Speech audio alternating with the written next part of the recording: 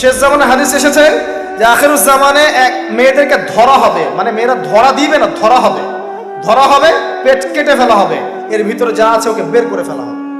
স্পষ্ট টাটকা হাদিস। কেউ দলিল চাইলে আমাকে নক করেন, আমি দিব দলিল ইনশাআল্লাহ। কোন সময়ের জন্য অপেক্ষা করছেন? এই সিজারিয়ান এই ট্রেডিশনটা আজকে থেকে 50 বছর আগে ছিল?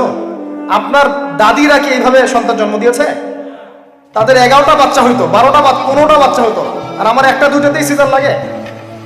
গরু ছাগলের বাচ্চা হয়, আমাদের বাচ্চা হইতে পারে না? সুবহানাল্লাহ, সুবহানাল্লাহ।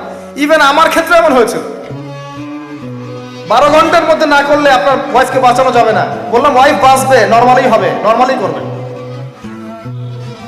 আমি যাই না মাঝে দাঁড়ানো, আলটিমেটাম সময় দিচ্ছে যে সময়ের আগে হবে না, সময় এটা পার হয়ে গেলে সিরিয়াস অবস্থা, মারা যেতে পারে, মরবে না, এভাবেই হবে, করান। এভাবেই হয়েছে, এভাবেই হয়েছে। কি সমস্যা?